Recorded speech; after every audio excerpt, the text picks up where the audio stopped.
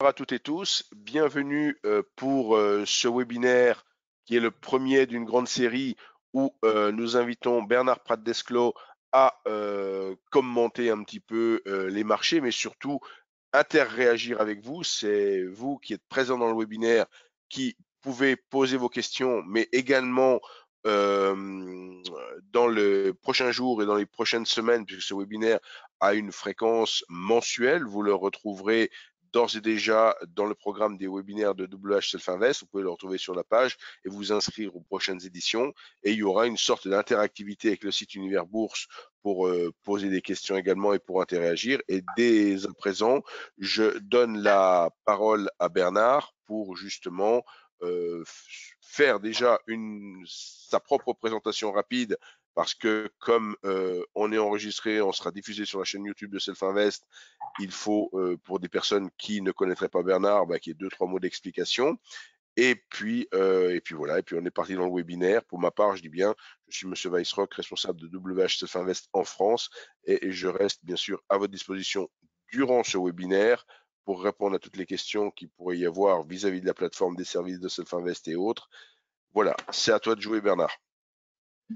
Bonsoir à tous, rebonsoir Alain. Juste un petit message de service Alain, est-ce que tu peux vérifier que l'enregistrement est le bon, qui se fait bien sur ton ordinateur et pas sur le mien? Normalement, ça devrait être le cas parce que c'est toi qui l'as lancé, mais moi Alors, j'ai je un message pense, d'alerte. moi, je pense que oui, l'enregistrement se fait bien, mais je pense même que l'enregistrement ne se fait pas sur mon ordinateur. Il se fait chez GoToWebinar et on le récupère après. Il se fait sur les deux. En fait, il y a, enfin bon, bref, il y a Ah oui, oui, double il y a enregistrement. exact. Mais oui, normalement, ça se fait sur mon ordinateur. J'ai jamais eu de problème. Donc voilà. Ça marche, ok. Bon, c'est tout. Donc, excusez-moi pour ce petit message, c'est juste que j'avais eu un message, une alerte sur le sujet. Donc, pour ceux qui ne me connaissent pas, je me présente très rapidement, hein. Donc, ça fait plus de 25 ans, 28 ans maintenant que je suis sur les marchés financiers, je pousse ça. J'ai d'abord été trader individuel, donc j'ai un parcours qui peut en intéresser certains, hein, parce que j'ai démarré après des études supérieures, mais j'ai démarré chez moi. Et puis après, comme j'avais un certain nombre de résultats sérieux, j'ai été recruté dans un premier hedge fund à Genève. J'en ai pris la direction assez rapidement et voilà, donc j'ai eu une grosse dizaine d'années de parcours professionnel. Et puis après ça, j'ai décidé de revenir trader individuel parce que j'en avais fait le tour et que je faisais ce métier pour ma liberté et que lorsqu'on a la chance de pouvoir être libre, c'est une chance extraordinaire, et si on a envie, c'est une chance extraordinaire, évidemment supérieure. Voilà. Le sujet de ce webinaire, c'est de vous faire des analyses de marché, des analyses de produits que vous souhaitez. Alors là, moi je travaille essentiellement sur les indices, mais s'il y en a on pourra regarder autre chose éventuellement. Et surtout, je dirais, c'est de pouvoir répondre à toutes les questions que vous voulez sur tous les sujets, tout ce qui touche au trading, tout ce qui touche aux difficultés que vous pouvez avoir, tout ce qui touche à ce que vous faites de bien, que l'on peut donc améliorer éventuellement. Donc je suis vraiment à votre dispo durant une soixantaine de minutes pour les analyses et pour répondre à toutes les questions, soit sur les marchés, soit sur les analyses, soit sur le trading. Voilà. J'espère que je suis clair. Donc évidemment, je dirais presque que c'est vous qui allez faire le webinaire avec vos questions et avec vos sujets. Moi, je serai juste le modeste intervenant qui va essayer de répondre au mieux à vos questions. Voilà. Donc sur ce, si vous voulez, on va commencer tout de suite avec l'analyse, avec une analyse de marché. Alors, on peut commencer très rapidement avec les indices. Alors sur les indices, évidemment, ça va aller vite. Tout le monde sait très bien où c'est qu'on en est. Si vous ne le savez pas, je vais essayer de faire un point, de vous expliquer moi ce que je pense des indices depuis maintenant, depuis début janvier, puisqu'en fait, depuis début janvier, j'ai cette opinion sur les marchés et cette opinion n'a absolument pas été changée par ce qui s'est produit, soit la baisse, soit le rebond. Je considère que depuis début janvier, on rentrait au mieux dans une phase de distribution, hein, c'est-à-dire une phase de marché où, après des marchés haussiers qui ont quand même duré plusieurs années, on rentrait quand même dans une nouvelle phase économique avec un resserrement monétaire à venir, avec une inflation qui grossissait. Et donc, sur le plan fondamental, il y avait tous les éléments pour être dans cette phase de distribution, et on le verra mieux peut-être avec des indices comme le DAX. On avait vraiment des éléments très clairs sur le fait que la progression sur les marchés n'était pratiquement plus une option. Donc, une option positive était un range sur l'année, et une option plus négative était un risque baissier plus ou moins fort en cas de dégradation, et sur l'inflation et sur le fait que les banquiers centraux prennent à un moment ou à un autre la mesure, la réalité de la hausse des prix. Mesure qui, je vous le rappelle, si vous ne le savez pas ou si vous n'avez pas vraiment suivi, ils ont mis beaucoup de temps, hein, puisqu'il y a 12 mois en arrière, autant la présidente de la BCE que le président de la Fed, Jérôme Powell, et donc Christine Lagarde pour la BCE refusaient de voir l'inflation. Ils ont employé le terme provisoire. Ils ne la voyaient pas, c'était juste des petits problèmes vraiment qui allaient se résoudre d'eux-mêmes. Et au fur et à mesure que les mois ont passé, que la réalité de cette inflation sautait aux yeux de tout le monde, sauf aux yeux justement des banquiers centraux, les marchés ont commencé à s'inquiéter. Ça se voit très bien, on y reviendra encore une fois sur le DAX. Et donc, il a fallu attendre novembre pour la première fois Jérôme Powell qui annonce qu'effectivement, peut-être que le provisoire risque de durer plus que prévu. Et en décembre et janvier, le discours qui change radicalement. Et là, maintenant, on en est désormais la priorité numéro 1 de la Fed, et bien la lutte contre l'inflation, ce qui signifie qu'ils vont remonter les taux plus rapidement que ce que l'on anticipait en janvier, et que même ils vont réduire le bilan de la Fed plus rapidement que ce que l'on anticipait. Donc là, on a vraiment un squeeze, hein, si l'on veut bien considérer que les marchés se nourrissent des liquidités.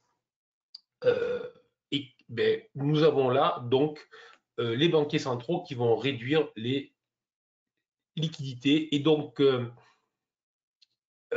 un des moteurs, ou le principal moteur qui guidait les marchés depuis maintenant la crise financière, hein, ou la fin de la crise financière, je parle de 2009-10, lorsqu'on a commencé à mettre en place toutes les politiques de QE, ce moteur-là est en train de s'éteindre. Et ce moteur-là est en train de s'éteindre à un moment où l'inflation est très forte, et à un moment où, en plus, désormais, on est en train de ajouter à la crise une crise géopolitique, on va l'appeler comme ça, pour employer des mots doux, donc une guerre aux portes de l'Europe, ou en Europe, qui accroît, qui augmente de manière assez considérable quand même les pressions inflationnistes. Bref, situation technique, situation fondamentale économique très dangereuse, très mauvaise, mais malgré tout, on voit que les indices se tiennent. On voit notamment, est-ce que vous voyez bien lorsque je bouge la souris sur l'écran ou pas? Est-ce que je bouge comme ça, est-ce que c'est bon ou pas? A priori, oui. Normalement, c'est bon, c'est parfait. Merci Bruno. Parfait, c'est bon. Oui, c'est bon. Ok, voilà. Donc, on voit bien qu'il y a eu un rebond spectaculaire, évidemment, plus de 1000 points sur le CAC. Certains ont commencé à avoir une petite musique qui nous expliquait que peut-être que la baisse était terminée, que l'on reproduisait les phénomènes qu'on avait pu connaître en janvier 2019, que l'on avait pu connaître en mars 2020, après le 16 mars, le point bas de la crise du Covid. Enfin bref, tous ces éléments-là, autrement dit, des marchés nourris, gorgés, abreuvés, drogués même, disent certains, moi-même des fois, donc drogués aux liquidités, allait à nouveau rebondir. Après tout, la crise de la guerre n'était qu'une occasion de repartir. Alors, je ne dis pas que c'est impossible, je dis juste que la probabilité d'un scénario haussier type celui qu'on a connu donc je dis bien en janvier 2019 ou en mars 2016 est très peu probable. Est très peu probable. Le scénario le plus probable pour les prochains mois, c'est au mieux, donc un scénario positif, au mieux un range un cran plus bas que celui que j'ai envisagé en janvier désormais, puisqu'on a eu une première attaque baissière. Et le scénario le plus probable dans les semaines ou les mois à venir, c'est aller retester les bas qui ont été faits au mois de mars pour les enfoncer de manière assez forte. Donc, j'insiste bien, au mieux un scénario de range et un scénario baissier plus que probable. La difficulté, c'est surtout pas essayer de jouer, entre guillemets, cette baisse dans les prochaines heures, puisque pour le moment, l'entrée, le timing, on ne l'a pas encore tout à fait. On peut encore distribuer un certain temps. Ce qui est certain, vous voyez, c'est qu'on peut faire des analyses très complexes, on peut aller pousser énormément les choses, mais si on regarde, on voit très clairement que les 6800 points sur le CAC qui était depuis un certain nombre de mois un niveau clé, tout le monde avait vu cette ETE qui s'était dessinée ici, je pense que tout le monde l'avait vu. Je vous la dessine rapidement au cas où.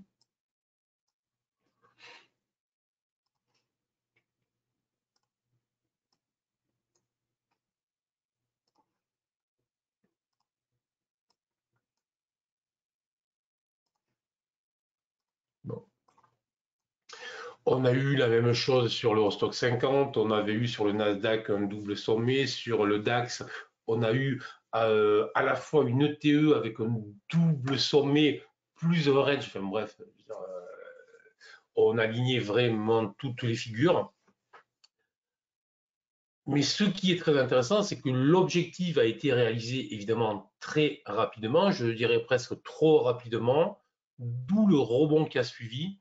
Et le fait que ce rebond soit venu s'appuyer, soit venu s'écraser dans une hausse qui était la semaine dernière avec une hausse de 3% et quelques, si vous vous en souvenez.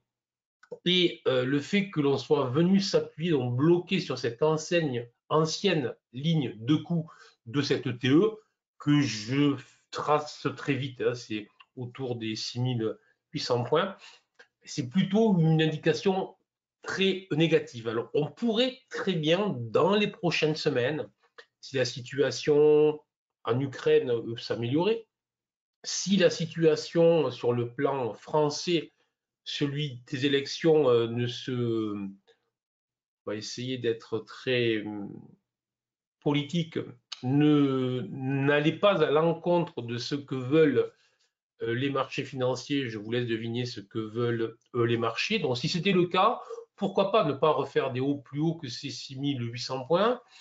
Mais dans tous les cas, il est très difficile aujourd'hui de voir où pourraient être les relais pour avoir une accélération. Est-ce que vous avez des questions sur ces premiers propos d'une analyse un petit peu large ou pas sur le CAC?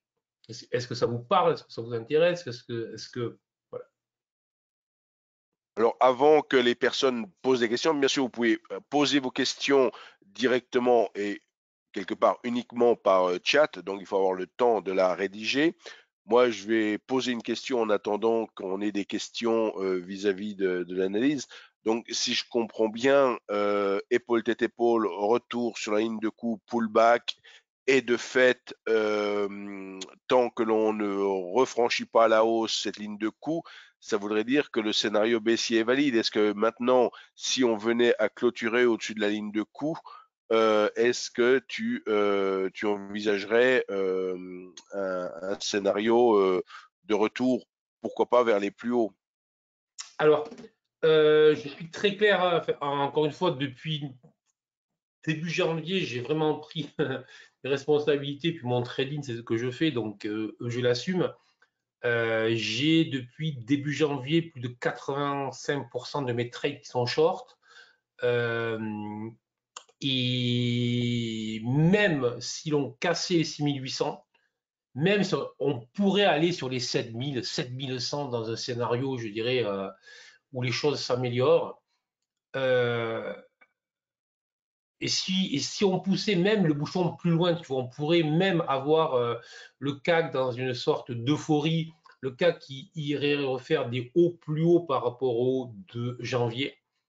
Si le DAX ne suit pas, dans tous les cas, ça signifiera bien pour moi qu'on est bien sur une grande zone de distribution et que la prochaine grande vague, elle est baissière. Voilà. Je ne vois pas à ce stade, mais là, je suis vraiment sur le plan large. Donc, on est bien d'accord, je fais toujours la différence. Lorsque je fais du day trading, je peux acheter si j'ai un signal qui est à l'achat. Mais sur le plan large, donc je suis bien à plusieurs mois, il me semble difficile de revoir sérieusement des hauts plus hauts. Et c'est plutôt pour moi un scénario de vague 2 pour ceux qui font un peu de Elliott. Donc on serait pour moi dans une vague 2 relativement claire dans sa constitution parce qu'on s'amuse à les creuser. Et donc derrière, on aura une 3 qui va déclencher et qui devrait être assez puissante. Voilà. Donc, encore une fois, voilà, je m'engage. Et moi, je fonctionne de cette manière, c'est que c'est vraiment mon scénario que j'avais commencé à élaborer à la fin de l'année, que j'ai mis en place début janvier, où j'ai soldé 80% des actions que j'avais. Et ensuite, tant que le marché ne me dit pas le contraire de mon scénario, il n'y a aucune raison que je change. Si demain il s'avère que là, on va dire, je vais rester sur le plan fondamental, puis ensuite technique, s'il s'avère que l'inflation chute fortement, que la croissance redémarre, que les entreprises retrouvent du pricing power, que la guerre en Ukraine se règle, que les banquiers centraux se calment, vous voyez, je fais quand même tout un tas d'éléments. Si tout ce scénario-là se mettait en place, effectivement, on pourrait retrouver un allant vers le haut. À ce stade, c'est moins que probable. Maintenant, si j'en reviens aux éléments techniques, je constate que le marché se tient bien. Je constate que le marché est beaucoup plus solide que la situation économique à réel. Donc ça, c'est ce qu'on fait en analyse comportementale. Et là, il y a deux solutions. C'est soit le marché se trompe ou on est sur une vague 2, là aussi pour ceux qui connaissent. Donc ce n'est pas que le marché se trompe, c'est-à-dire qu'une vague 2, on reste avec les mêmes fonctionnements, les mêmes ressorts, les mêmes structures de prix qu'une vague qui est en hausse, puisqu'en fait les acheteurs n'ont toujours pas validé le fait que le marché s'était retourné. Voilà. Donc ça c'est mon scénario central. Scénario 2, les marchés, les investisseurs, les traders ont raison, on va dire, de mettre des prix plus hauts que ce qu'il faudrait qu'ils soient au vu de tous les risques qu'il y a.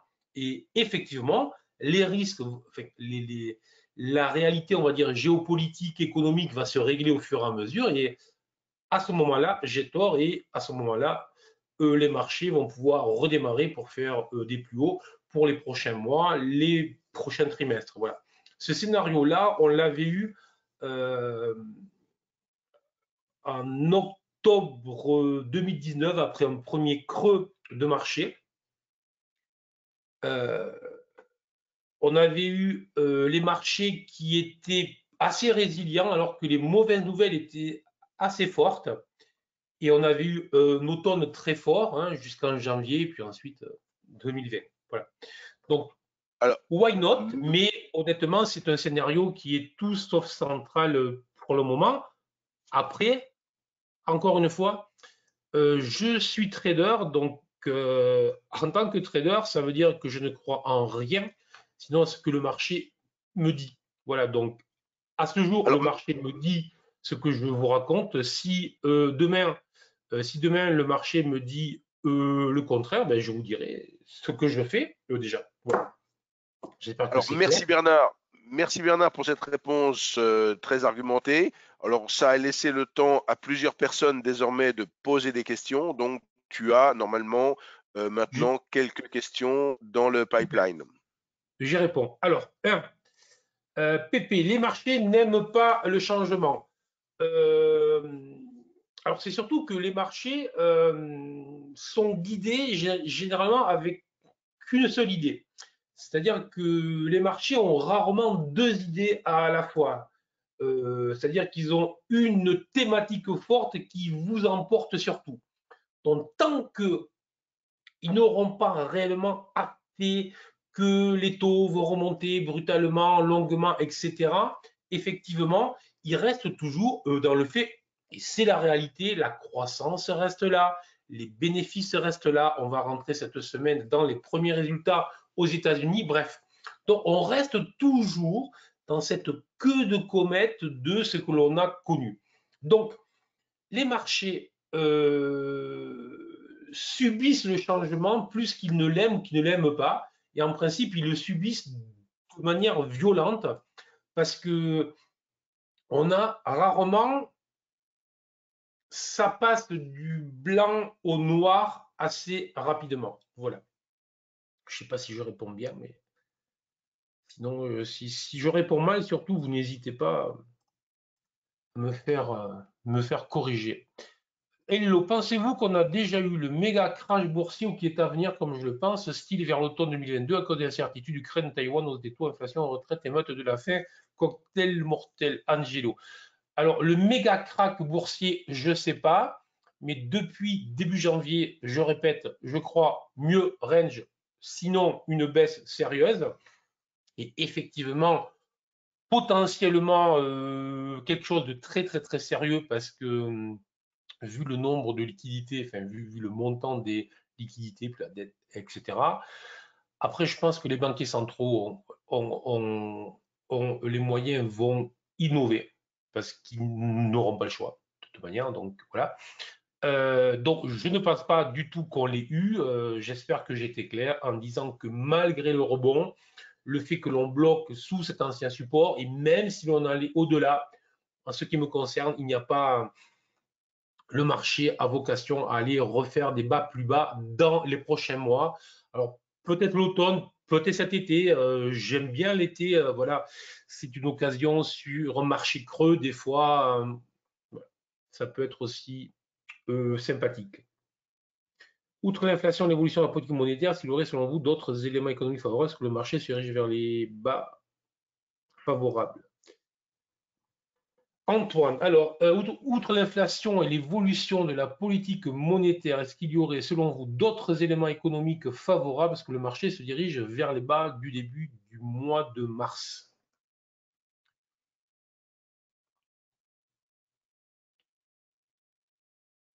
Alors, c'est un marché, enfin, la réponse est oui, mais je vais essayer de vous l'argumenter. C'est un marché très spécial. En ce sens qu'il y a beaucoup de bulles que j'ai dénoncées qui se sont dégonflées. Typiquement, s'il y en a qui font les actions, si vous avez suivi tout ce qui s'est passé sur la bulle en 2020, enfin 19-20, sur notamment les énergies renouvelables, il y avait eu des x5, enfin, il y a eu des x5, x6, x7. Et puis depuis, c'est du moins 50, moins 60, moins 70%. Alors évidemment, certains ne vont retenir que le x6, x7, mais la réalité, c'est que la plupart des investisseurs arrivent trop tard et donc ils se font nettoyer. Et donc, autrement dit, le marché est à la fois dans des bulles nourries par trop de liquidités, mais en même temps, c'est un marché qui fait quand même le ménage, comme le démontre le fait que la bulle sur les énergies renouvelables a été nettoyée. Bon, on a vu aussi que toutes les valeurs de croissance, dès lors que les taux remontent, sur les valeurs de croissance, ont mécaniquement vocation à être pricées moins cher. Bon, là, je ne vais pas vous rentrer dans le détail financier car ça serait trop long, mais pour le dire très vite, plus les taux sont hauts, plus la valorisation relative des valeurs de croissance est élevée, donc mécaniquement, il faut l'abaisser pour que ça reste supportable. Bon. Donc, il y a eu, si vous regardez, notamment aux États-Unis, mais on le voit aussi en France avec les nôtres, hein, donc évidemment, je parle des valeurs luxe, depuis octobre, on avait quand même des baisses sérieuses. LVMH Co, c'était 20 et quelques, voilà, donc du sérieux, bien avant, bien avant la crise en Ukraine. Et si vous regardez les États-Unis, Facebook, c'est moins 50%, vous allez me dire, sur un cas spécial, d'accord. Netflix, moins 50% sur un cas spécial, oui aussi, mais vous voyez, ça fait beaucoup de cas spéciaux. En attendant, il y a un dégonflement de bulles sur certaines valeurs. Ben, la suite logique, généralement, les marchés commencent à craquer par les valeurs faibles. Et les valeurs les plus solides, les plus résilientes, hein, on va dire au hasard, Apple, Amazon, qui continuent à délivrer des résultats, résistent beaucoup plus que les autres, puisque évidemment, lorsque vous sortez de Facebook, parce que franchement, vous voyez que le modèle économique commence à être inquiétant, ben, vous allez sur Apple, parce que là, vous, voilà, etc., etc., et donc vous redonnez du peps à ces valeurs-là qui avaient commencé à baisser. Mais plus, plus on monte sur un nombre réduit de valeurs et plus on tend vers la fin en principe du mouvement. Donc pour moi, tout cela confirme le fait aussi que les marchés sont sur le point, dans les mois à venir, je dis bien, de se retourner. Bon, là, je l'assume puisque c'est moi qui suis là. Je vous parle sur ça parce que c'est le premier épisode, je dirais, que nous faisons ensemble. Mais les prochaines fois, si vous voulez, on pourra discuter en intraday, en swing trading, hein, parce qu'il faut pas, je ne voudrais pas que certains se désespèrent du fait que la bourse baisse. En plus, ne vous inquiétez pas, si vous êtes trader, généralement, les traders préfèrent lorsque ça baisse parce que ça va beaucoup plus vite. Mais bon, ça, c'est un autre phénomène. Si j'ai un PEA, je fais quoi si c'est baissier? Alors, ben, sur le PEA, vous avez plusieurs moyens de le travailler. J'ai des PEA. Donc, vous avez plusieurs moyens de le travailler. Moi, je me suis mis essentiellement liquide sur le PEA. Je dois être à 10 ou 12% donc maintenant en exposition. Donc, je considère, hormis des positions très spécifiques, Orange, Sanofi, vous voyez, quand même, c'est des trucs très, très, très, très précis. Il me reste presque plus rien. Alors, moi, j'ai fait le choix. C'est mon opinion. Vu que je suis trader, lorsque je gère mes actions, je les travaille qu'à l'achat. Donc, plutôt que de couvrir le portefeuille que j'ai, je joue sur mon exposition, j'allège plus ou moins fortement en fonction de mon opinion sur le marché. Et je ne joue pas ou je ne protège pas le portefeuille, ou je ne fais aucune couverture avec les trackers, etc. Puisque en tant que trader, je me couvre avec les options, je me couvre avec les futurs. Plutôt, je spécule à la baisse lorsqu'il le faut. Donc, j'ai fait le choix sur mon portefeuille PEA, j'allège, je fais varier l'exposition et à côté, sur mon compte de trading, je travaille les options, les futurs. Voilà. Est-ce que j'ai répondu à tout le monde? Est-ce que c'est bon? Si vous voulez des compléments, vous me dites.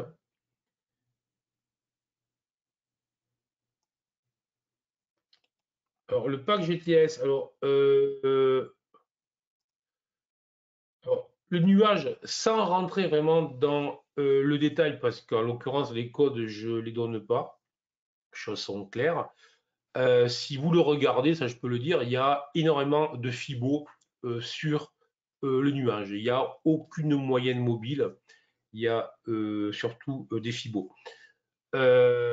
Si vous avez acquis le pack GTS, je ne voulais pas faire de pub là, mais puisque vous posez la question, vous devez me contacter afin que, si ça n'a pas encore été fait, afin que je puisse vous envoyer les webinaires qui vont avec. Il y a plus de 9 heures de formation avec le pack, hein. Je dis ça comme ça. Il n'y a aucune obligation, mais je le conseille plus que fortement, bien évidemment. Alors, D'accord? vu qu'il y a une question sur le pack, je me permets d'intervenir, de t'interrompre, Bernard, à noter que pour certaines personnes puisque si vous êtes sur le webinaire ce soir, c'est très probablement que vous recevez bien entendu les newsletters de WH Self Invest qui vous informent des nouveaux webinaires. Et récemment, vous avez très probablement également reçu une offre avec une offre de bienvenue qu'on a intitulée offre de printemps, dans laquelle il y avait donc d'offert ce fameux pack V3 ainsi que la formation associée.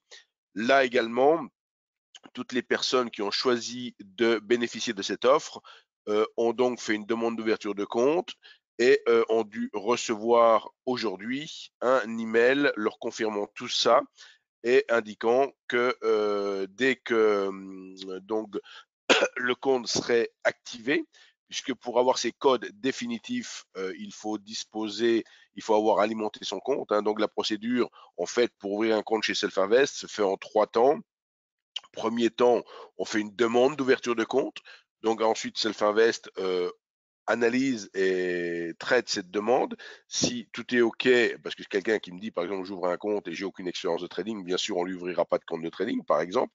Donc, une fois que toutes les pièces sont complètes et tout, on répond à la personne qui a candidaté pour avoir un compte chez Self-Invest. On lui dit à ce moment-là que tout est OK, si bien sûr tout est OK, et on lui indique comment qu'on appelle ça, les coordonnées bancaires de la banque dépositaire pour faire le premier virement. Tant que ce virement n'est pas constaté dans nos livres, le compte n'est bien sûr pas crédité, vous n'avez pas vos codes définitifs. Ce qui ne veut pas dire que le compte n'est pas créé. Le compte est créé, mais il attend à être activé. Donc voilà, vous avez donc reçu manifestement, vous avez dû recevoir les personnes concernées. Donc c'était juste pour faire cette petite digression, puisqu'il y a une question sur le pack GTS. Je redonne bien sûr. Non, pardon, j'ai joué trop vite avec la souris. Je redonne la parole à Bernard, puisque je vois arriver de nouvelles questions. Ça marche. Ok, je la colle. Donc, on me demandait tout à l'heure, j'évoquais la brutalité des mouvements à la baisse. Le timing semble donc particulièrement important pour un spéculateur. Qu'est-ce que je regarde pour prendre position dans un tel scénario? Support, moyenne mobile. Alors, voilà, ça, c'est une question, on va dire, de trading. Ça, c'est vraiment un sujet qui me passionne. Je regarde énormément d'éléments. Moi, je travaille avec des stratégies. Une stratégie, bon, j'imagine que tout le monde sait ce que c'est d'abord une configuration, c'est une entrée, c'est une invalidation, c'est une exposition, une sortie, une gestion. Voilà. S'il n'y a pas tous ces éléments, je n'y vais pas. Et je vais travailler. Ma philosophie est tout aussi la suivante. Je ne cours jamais après le marché. Donc, soit le marché me fait la configuration que je recherche pour entrer sur une position, soit le marché valide avec les éléments que je recherche et à ce moment-là, je peux y aller. Si ce n'est pas le cas, même si je pensais que le marché allait monter, baisser, ranger ou je ne sais quoi, et que au final le marché me donne raison, si je n'ai pas eu la configuration, le timing, le stop, etc., donc une stratégie complète, je n'y vais pas. Et si j'y allais, même si j'ai gagné, ça voudrait dire que je suis un mauvais trader. Voilà. Or, comme j'essaye d'éviter d'être un mauvais trader, lorsque je trade, le résultat du trade ne m'importe pas. Mon expérience me prouve que lorsqu'on s'intéresse au résultat du trade, généralement, on fait jamais ce qu'il faut. Lorsqu'on trade, on doit s'intéresser à ce que l'on doit faire. Donc, je réponds enfin à votre question. J'utilise notamment, ce n'est pas que ça, mais j'utilise notamment les 3 indicateurs que vous voyez ici en bas. Donc, je bouge avec la souris. Celui du haut, c'est le long terme. Donc, c'est celui qui va guider mon sens. Et là, très typiquement, je vous le fais très vite, il faudrait vraiment rentrer dans le détail précis, la stratégie, etc. Et aller chercher sur des UT inférieures au jour pour avoir des choses évidemment plus intéressantes. Le fait que l'élément du haut soit rouge, donc c'est celui que j'appelle le BSI long terme. Le fait qu'il soit rouge, ça m'indique tout simplement que la tendance de fond reste rouge. Le fait que les deux en dessous, le court terme et le moyen terme, soient verts, m'indique que je suis dans un marché en train de faire un retracement dans un environnement qui reste baissier à long terme. Et la traduction suivante de ce que je viens de vous dire, dans tous les cas, c'est que tant que cette situation dure, en tant que trader, la seule chose que je dois regarder, c'est quand est-ce que le marché redéclenche vers le bas. Et il le validera notamment avec ces 2 BSI qui redeviendront rouges. Voilà. Et si possible, sur une UT inférieure au jour. Le jour n'est pas des UT de trading. Hein. Tu es bien d'accord. Voilà. Donc, typiquement, ce sont des outils que j'utilise au quotidien en scalping, en day trading, en swing trading. Si ça vous intéresse, sur le site WHS, vous pouvez trouver l'e-book Alain pourra mieux vous expliquer que moi, qui explique tout ça, ces indicateurs, et qui explique notamment un certain nombre de choses et de stratégies. Voilà. Mais la clé de voûte de mon trading, c'est vraiment la patience, la régularité. Et je suis. L'idée de se dire il faut être discipliné, je n'y crois pas.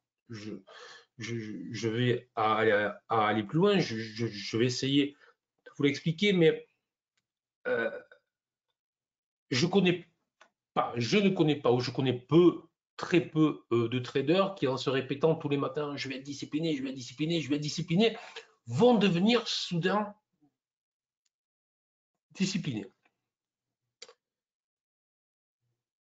Si votre méthode ne vaut rien, si vous n'avez pas une méthodologie précise, si vous n'avez pas une méthodologie qui vous aide, si vous n'avez pas une méthodologie qui vous dit ce que vous devez faire,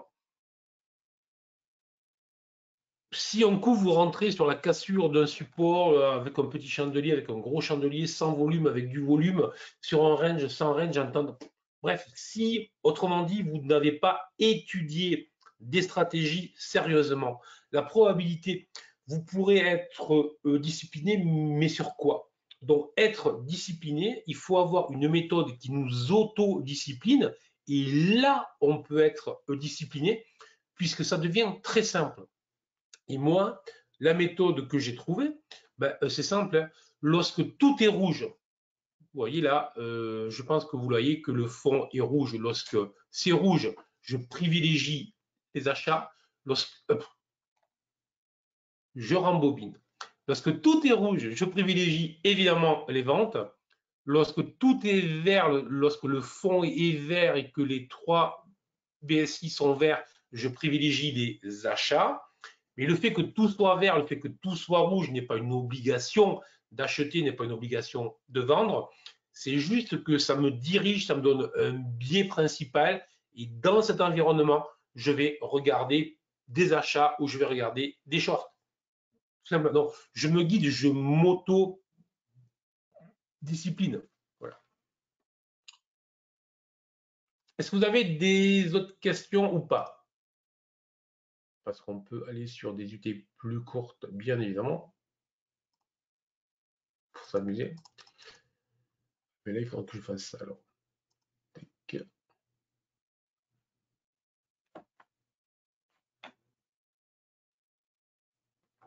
C'est bon pour les questions? Donc, Alors, si vous voulez, donc maintenant, a priori, c'est bon. On peut aller faire un tour typiquement sur les États-Unis. Donc là, sur le Dow Jones. Alors, le Dow Jones nous travaille une configuration, évidemment, que tout le monde connaît, que tout le monde a reconnu, j'imagine. Est-ce que vous avez reconnu la configuration que nous avons sous les yeux avec le Dow Jones?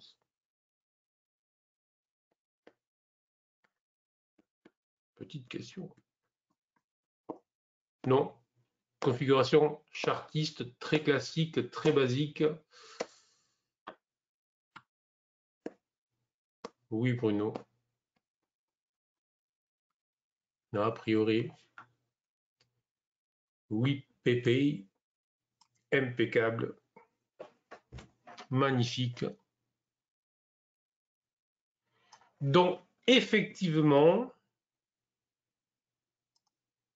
nous avons au moins 2 vainqueurs. C'est une épaule tête-épaule éventuelle. Alors, là, ce qui va être très intéressant, bon, est-ce que, si vous la voyez pas, je peux essayer de vous refaire là aussi un dessin comme j'ai fait tout à l'heure avec les flèches comme ça. Ça va être comme ça. Je pense que tout le monde la reconnaîtra. Ah. Figurez-vous, ça c'est une petite anecdote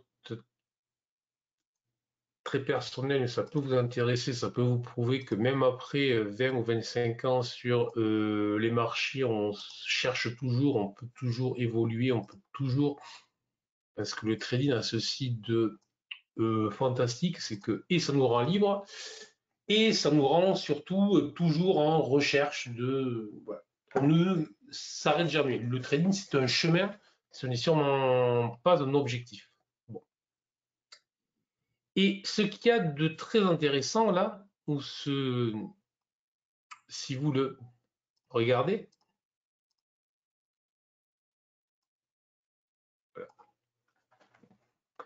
les configurations chartistes étaient honnêtement des configurations que je ne tradais pas ou que je tradais peu, que je tradais plus, parce qu'elles étaient d'un intérêt très faible. Les taux de réussite sont très aléatoires. Selon les UT sur lesquelles vous allez travailler, donc les unités de temps sur lesquelles vous allez travailler, ça peut être très très très aléatoire. Et les risk-reward sont franchement pas très intéressants. Donc moi, des configurations qui offrent des risk-reward faibles avec des taux de réussite très aléatoires, en tant que trader, c'est pas quelque chose qui va m'exciter beaucoup, vous voyez, donc il vaut mieux faire autre chose. Et avec les indicateurs là sur lesquels, avec lesquels je bosse maintenant,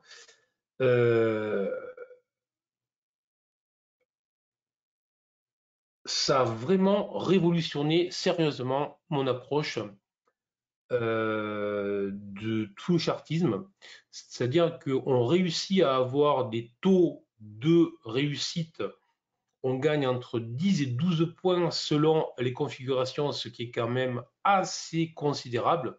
Bon, après, selon les UT, selon... Enfin bref, mais la moyenne, c'est ça.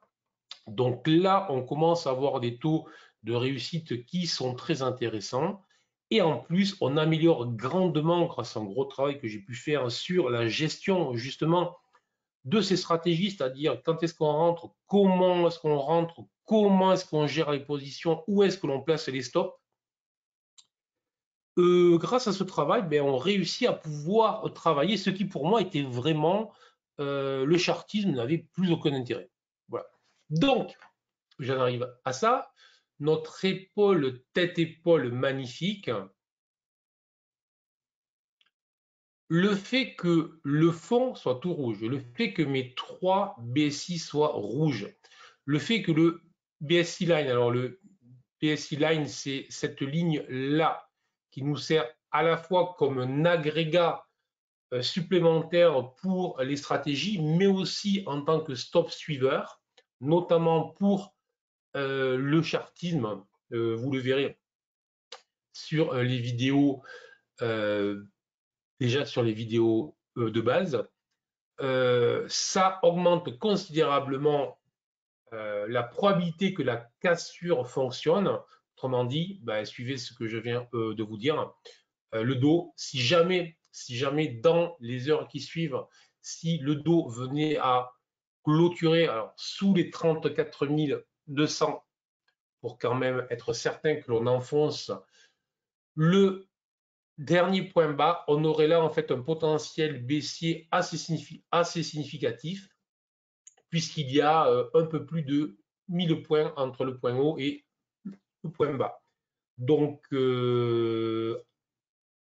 en swing trading, depuis ce week-end, je dirais, c'est le marché qui présente une des configurations les plus intéressantes. Ça se met en place doucement, évidemment, mais ça pourrait être très intéressant et toutes les étoiles s'alignent, voilà, pour avoir un taux de réussite. Là, on serait là sur ce type de configuration-là, on est autour de 68, 70%, et puis après de réussite, hein, voilà. Donc, ce qui est quand même assez significatif. Et en gérant bien la position, on peut arriver à avoir un risk-reward à 2,5. Donc là, ça devient très, très, très intéressant. Donc, surveillez ça. Donc maintenant, attention, là, on est juste dans la configuration. À l'instant T, on est au-dessus du support. Il y a juste le fait que tous les éléments GTAS sont rouges. Hein. GTAS, pour ceux qui ne connaissent pas, c'est la méthode. Tous les éléments sont rouges, donc du moment que tout est rouge, moi je ne peux regarder que des shorts éventuels, mais à aucun moment ça veut dire que je dois vendre au-dessus du support à l'instant T. Je dois surveiller. Voilà. De toute manière, là aussi c'est un élément qui est très important.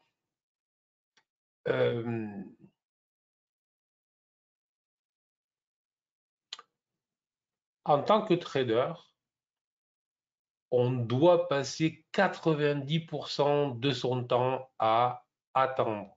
En tant que trader, on passe son temps à attendre. Notre job, c'est ça. Alors, je sais bien que pour ceux qui débarquent dans le trading, on est sur une image d'action, de tout ce que vous voulez, de mouvement qui est incessant. Les traders qui font ça sont des traders qui durent peu de temps. Ou ça, vous pouvez le faire lorsque vous êtes dans une banque où là, on vous rémunère pour faire justement du volume. Hein. Donc, ce qui n'a absolument rien à voir. Le métier peut être différent. Mais lorsqu'on est trader ou lorsqu'on a été gérant, comme je l'étais, moi j'étais rémunéré à la perf que je faisais, mais lorsque le marché ne nous offre aucune configuration, trader est tout sauf une option. Lorsque le marché va nous offrir beaucoup d'opportunités, il faut y aller. Donc il faut vraiment savoir faire la différence, même pour un scalper, même pour un day trader, vous avez des jours où il n'y a rien à faire. Est-ce que je peux vous faire un petit sondage et est-ce que lorsque je vous dis ça, ça vous choque, ça vous interpelle, ça vous parle ou vous dites il raconte que des conneries?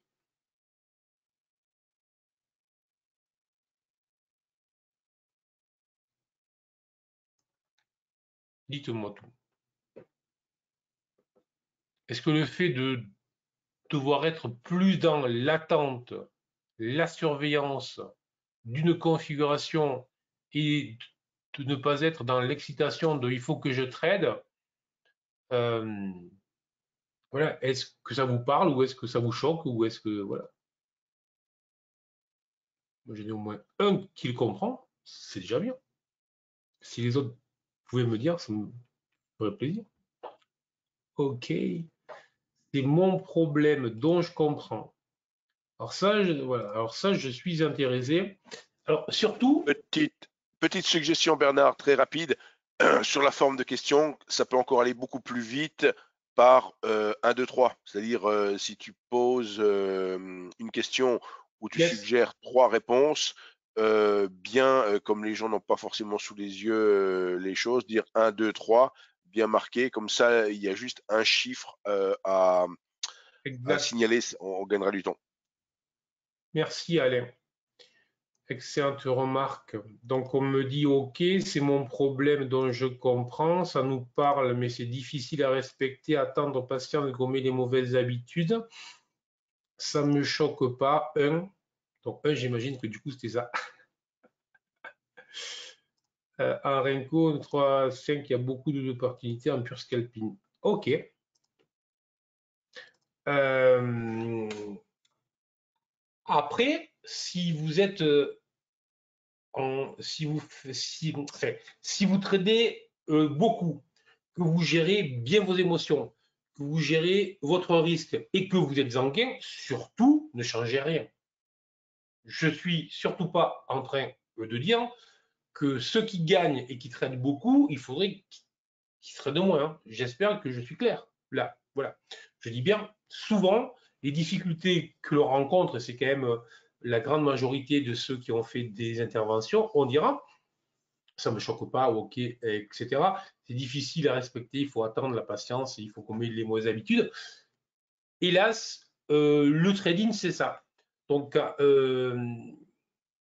si ça peut vous rassurer pour ceux qui disent hélas, ou enfin, pour ceux qui disent que c'est dur, ou je ne sais pas, si ça peut vous rassurer, je peux vous assurer que parce que j'ai commencé il y a un certain nombre de temps déjà, j'étais très impatient, je tradais beaucoup, je voulais que ça aille vite. Enfin bref, j'avais vraiment tous les défauts qui auraient dû faire que en quelques mois, j'étais évacué et je n'aurais jamais été là. La seule chose qui a fait que je suis resté, c'est parce que très vite, j'ai pris conscience que si je restais ce que j'étais, donc si je restais profondément ce que j'étais, la probabilité que je sois dans les marchés un an après, ou 2 ou 3 et 28 ans encore moins, elle n'existait pas. Donc j'ai décidé de changer. Mais j'ai décidé, c'est pas que j'ai décidé qu'il fallait que je change, j'ai juste fait ce que je devais faire pour me réaliser dans le métier que je voulais faire. Donc, encore une fois, moi je pense que c'est un choix. je, je, Lorsqu'on en prend conscience, sans se jeter la pierre, parce qu'il faut jamais se jeter la pierre, je suis contre, je vous disais, je suis contre se lever tous les matins en disant je vais discipliner, je vais discipliner, je vais discipliner. Il faut que je sois patient. C'est nul, c'est nul. Il faut juste travailler de manière intelligente les stratégies que l'on doit travailler, avoir des configurations que l'on maîtrise bien, et après, il faut y aller et il faut se dire que je fais ce qu'il faut, car je sais que pour réussir, c'est ce que je dois faire. C'est tout.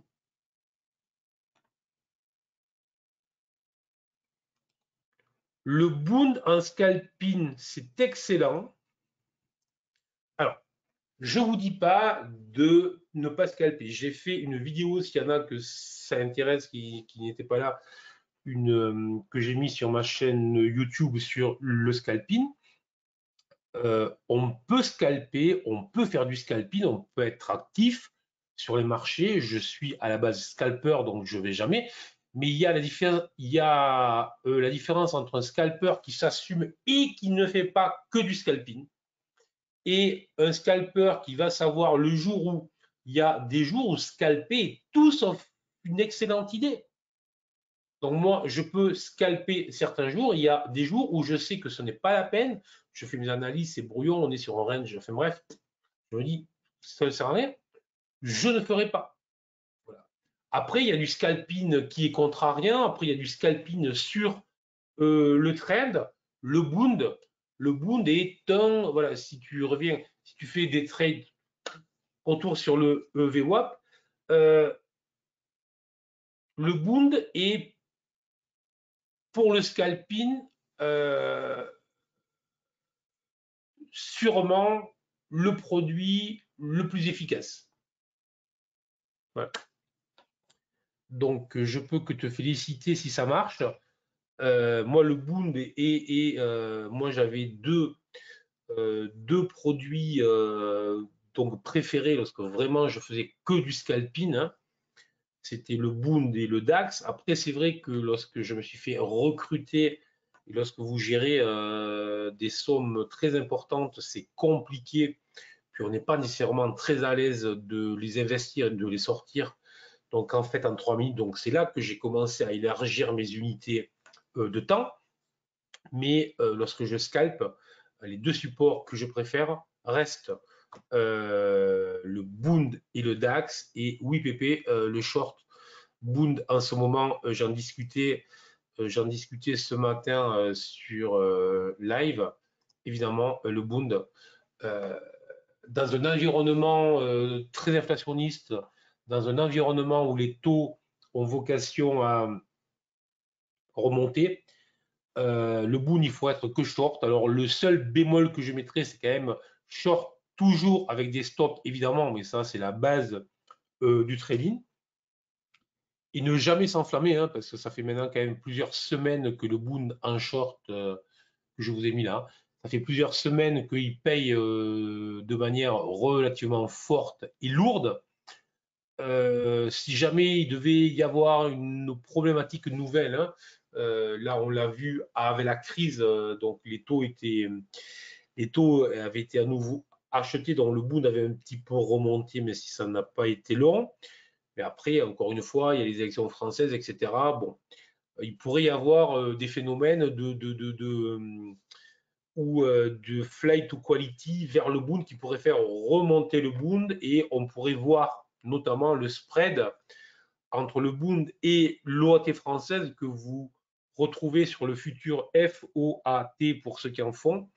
Le spread entre les deux futurs s'élargir de manière relativement forte. Voilà. Là aussi, au cas où le résultat des élections ou au cas où les sondages d'ici le 24 avril ne seraient pas ce que les marchés veulent. Voilà. Donc c'est vraiment ce qu'il faut surveiller en ce moment.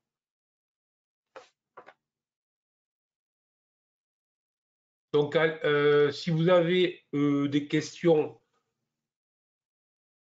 je suis à vous. Sinon, Alain, ça va faire 1 heure, donc moi je pense que c'est bon. Après, il ne faut pas saouler tout le monde. Oui, je pense que également que pour un premier webinaire sur le sujet, c'est excellent. Il va falloir bien sûr travailler chacun de ce côté quelque part et revenir pour le prochain webinaire peut-être avec d'autres questions et servir en lien pour cela donc le site Univers Bourse. Alors je vais juste reprendre la main un instant pour cette fois-ci partager mon écran. Donc là, vous devez toujours alors montrer mon écran de mon côté. Donc là, cette fois-ci, vous avez toujours la vidéo de Bernard, mais vous devez visualiser mon écran. Alors, plusieurs petites choses. Première chose, sur le site Self-Invest, Bernard vous a parlé tout à l'heure d'un e-book que vous pouvez dès l'instant, alors je reclique sur le logo pour venir sur la page d'accueil. Donc, quand vous êtes sur la page d'accueil du site Self-Invest, vous descendez cette page d'accueil jusqu'à arriver sur la rubrique qui a plusieurs liens gratuits dans la plateforme. Là, en l'occurrence, il faut aller sur la rubrique bibliothèque. Hein, donc, vous voyez ici vers la fin dans la liste des liens bibliothèque.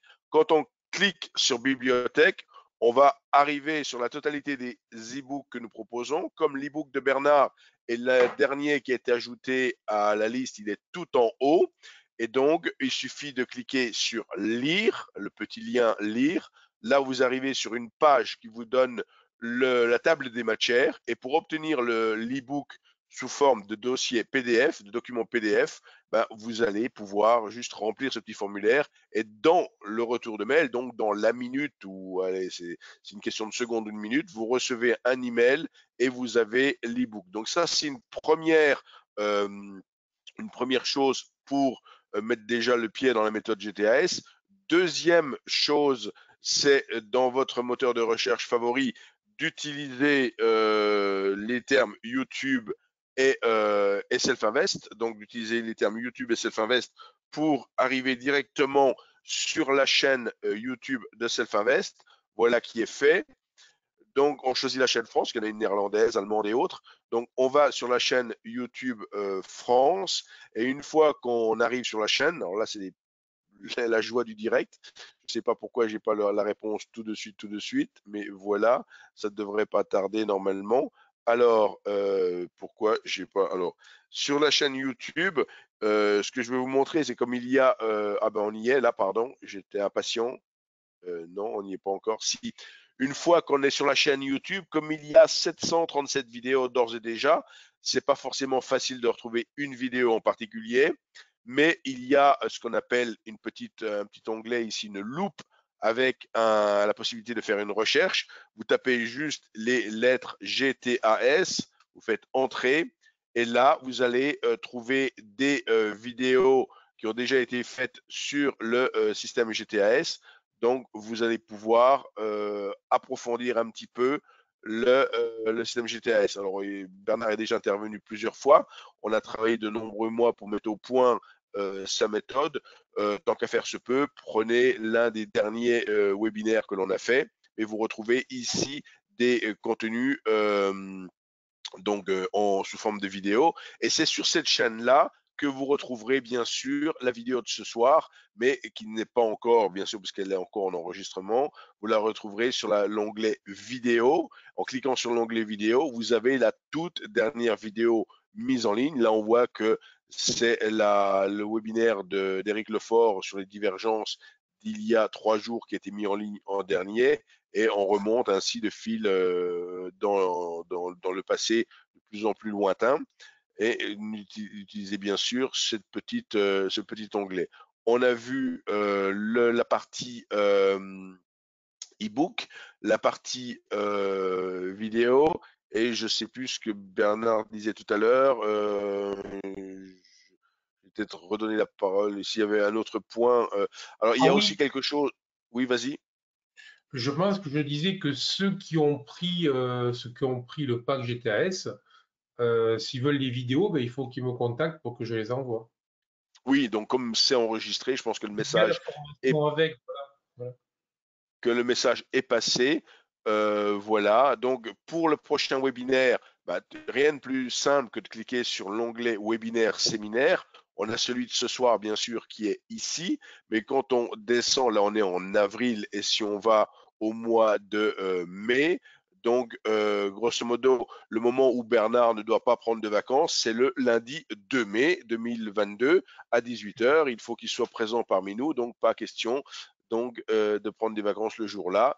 Et quelque part, voilà ce que j'ai oublié. Donc le prochain webinaire, vous pouvez vous inscrire ici. Et ce que j'ai oublié, que je voulais dire aussi, c'est vis-à-vis du site Univers Bourse. Donc Bernard dispose également d'un espace de discussion sur le site Univers Bourse. Là, on est sur la page d'accueil d'Univers Bourse. Et quand on descend un petit peu sur cette page d'accueil, on va trouver plusieurs blocs et tout simplement Éric Lefort, Bernard Prat-Desclaux. Donc vous voyez, c'est très très explicite, hein. C'est le bloc est à son nom et quand on clique ici sur analyse des marchés en direct Jazz 1, c'était pour annoncer le webinaire de ce soir. Donc pour l'instant, il n'y a pas eu d'interactivité. On compte sur vous également. L'inscription au site Univers Bourse est totalement gratuite.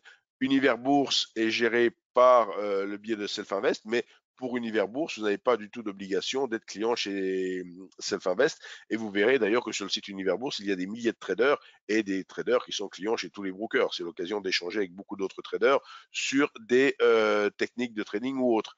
Quoi qu'il en soit, vous avez cette file de discussion sur laquelle vous pourrez en amont déjà poser des questions. Là, Bernard m'a promis, je crois, qu'il me fera un petit commentaire pour parler du webinaire de ce soir et lancer le débat. Là, je l'ai piégé. Il s'y attendait pas. Et puis voilà, donc on va essayer de faire vivre un petit peu cette file de discussion maintenant que le premier webinaire a eu lieu pour, quelque part, préparer le suivant. Donc, je redonne peut-être la parole à Bernard en lui Oui, rebasculant allez, j'ai le. bien entendu le message. Ah, je savais que ça, je savais, voilà, je t'ai redonné la main, donc c'est plus moi Ah, qui d'accord. maîtrise, c'est toi.